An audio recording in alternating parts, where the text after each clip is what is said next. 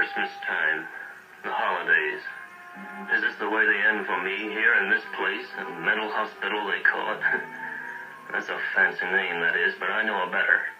The bug house, a place where they'll lock you up and then throw away the key. And now they've got me, too. Me, Fred Clanton.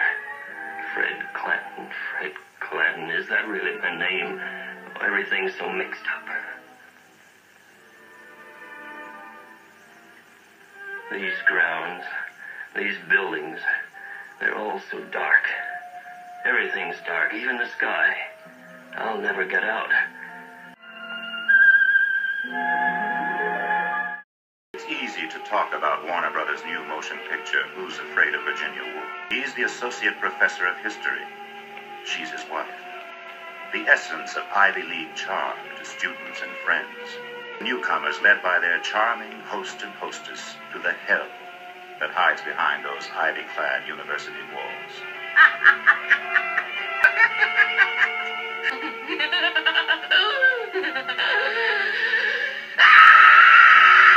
Who's afraid of Virginia Woolf? Early in the morning. Edward Albee wrote the play, the most acclaimed work by this controversial author. Ernest Lehman wrote the screenplay. He did the same for West Side Story. Mike Nichols directs. His unbroken series of theatrical triumphs have given him a position without peer or rival. The expression that there is nothing to express, nothing with which to express, nothing from which to express, no power to express, no desire to express, together with the obligation to express.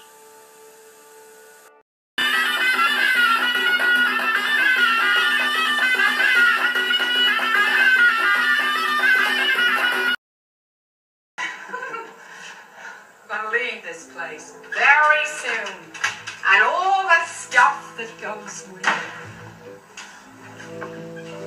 We're gonna have all that awful gang in here. Billy, Jerry, Lois, Marjorie.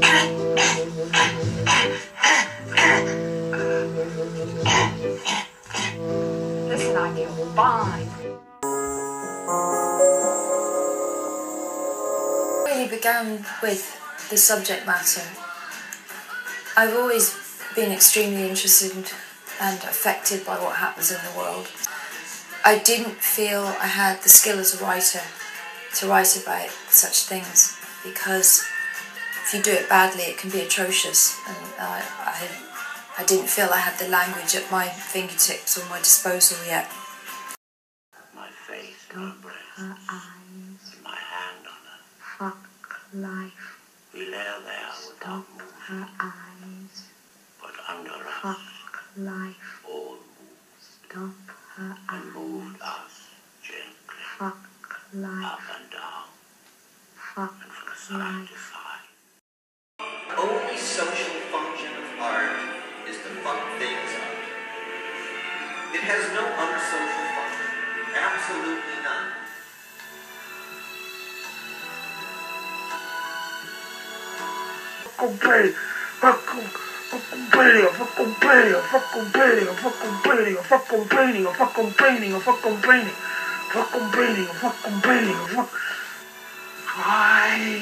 Try to understand the emotions.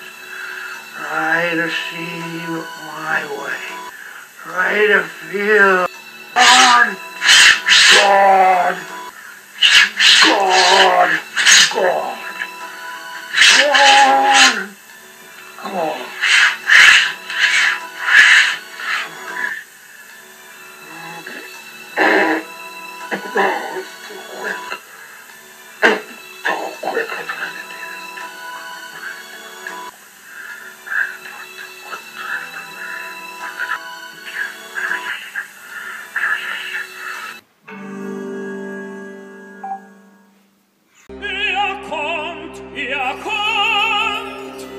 Ihr Bräutigam kommt, ihr Töchter ziehen's, kommt heraus, sein Ausgang eilet aus der Höhe. Yeah, that's why I'm not an art professor, because I cannot say this is super.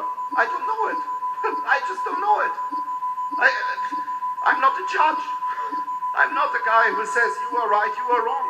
It's not impossible for me. Say, go on. But what I can say is, in fact, you are too ideological to serve art. But even if you are too ideological to serve art, art can play with you.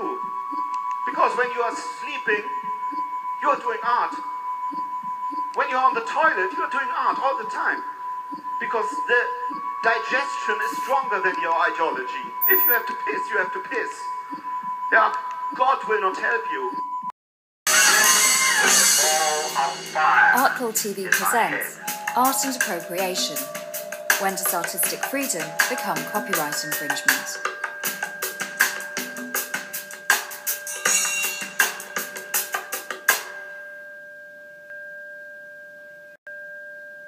I'm R.J. Dent, and poet, novelist, translator, and it's one of my translations that I'd like to talk about today.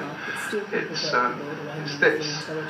That's the Songs of Maldoror, written by Comte de L'Outremont. It's a poetic novel, it's a surreal novel, it's a horror novel, it's got some scenes that are quite shocking, actually. It's a black comedy. It's humorous in a sort of twisted way. The pictures are copyright. I can't show you them for copyright reasons, and you can see them in the book if you buy the book, if you paid for them. I'm not allowed to just show them. I'ma read that bitch. I'ma school that bitch. I'ma take that bitch to college. I'ma give that bitch some knowledge. I'ma read that bitch. I'ma school that bitch. I'ma take that bitch to college. I'ma give that bitch some knowledge. I'ma read, I'ma read, I'ma read. I'ma read, I'ma read, I'ma read. I'ma read that bitch. I'ma read that bitch. I'ma read, I'ma read, I'ma read. I'ma read, I'ma read, I'ma read. I'ma read that bitch. I'm that bitch. I'm that. So tired of fire, so tired of smoke, so tired of fire, so tired of smoke. I'm not there now, you know. And for the rest of my life, I'm just going to be sitting in a chair, you know. I will. For the rest of my life, I'll be sitting in a chair. Won't that be fun? Yeah, won't that be fun? Yeah. I don't think it would be fun. I think it would be a bummer. A real bummer. Schizophrenia is a very hard thing. I don't think they have any schizophrenia in this world. You know, I don't think they have any. Schizophrenia is a very hard thing to live with. I may have it too. Because you're kind of chemical imbalance and it goes straight across your head, see? And it just really pops here and pops here. And that's what it is. And I gotta take this because I know about it. But you know what? I hope I don't have it. I really do. So I'm just really buzzed by God. I hope to God I know. She was a beautiful baby. She was precious. She won all the baby contests, and she just had a normal, happy childhood. She was a beautiful child. I just knew that she was going to go to proms, have dates, do everything that all of her friends were doing. And that's when she was just one day perfect, and the next day, it seemed overnight, in a period of weeks, she was gone. She stayed up all night crying and sobbing, and her language was out of touch. She was bizarre, talking bizarre, and so I took her into the medical center, and when he saw her, he said that he felt like she was out of touch with reality. But to think that my daughter had schizophrenia.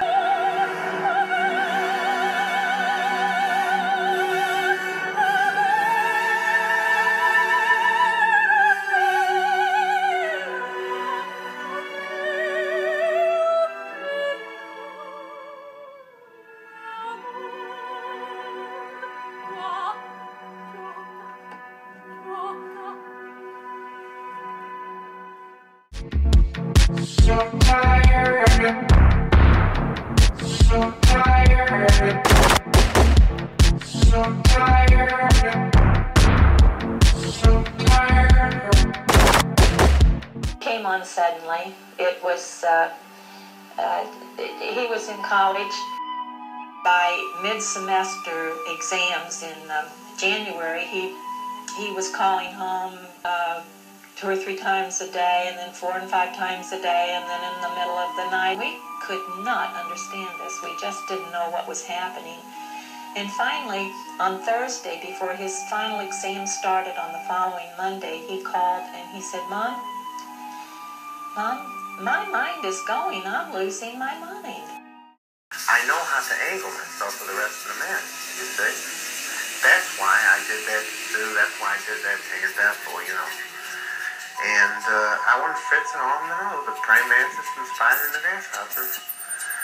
But I think the most important thing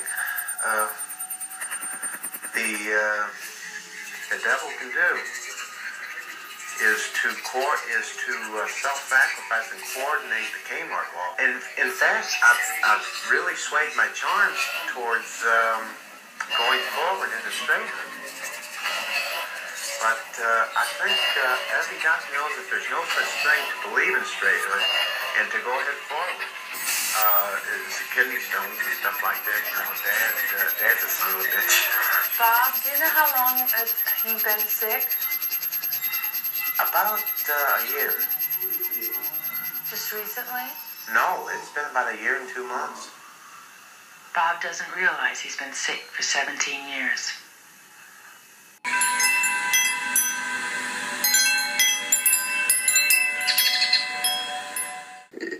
I mean, Infinite Jest is trying to do a whole bunch of different things at once. It seems to me that so much of premillennial life in America consists of enormous amounts of what seem like discrete bits of information coming, and that the real kind of intellectual adventure is finding ways to relate them to each other and to find larger patterns and meanings, which of course is essentially narrative, but that structurally it's a bit different.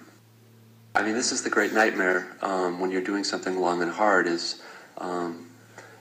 you're terrified that it will be perceived as gratuitously hard and difficult, that this is some, avant-garde for its own sake. A lot of the avant-garde has forgotten that part of its job is to seduce the reader into being willing to do the hard work. Art is a search for beauty. Not a superficial beauty, but a very deep longing for a uniting of all lost parts. I came here to find something, and I believe that at long last I can see what it is. He just totally withdrew, trying to obviously go through a period of just of introspect, of just, who he was, what he was, where he was in the universe. He wanted to be the hermaphrodite, the receiver and the giver. A possessed man as far as trying to figure out what there was out there. How could a human being be created and have all these years of wisdom and gain all of this knowledge and have all of this thirst for what life holds and then just disappear off of the face of the earth? When I think of my patients, they all seek their own existence, and to assure their existence against that complete atomization into nothingness or into meaninglessness. Man cannot stand a meaningless life. I don't know. I'll never know. In the silence you don't know. You must go on. I can't go on. I'll go on. If only I had known before the breathing began what I know now. If only I knew now what I knew then. Perhaps when the breathing was over.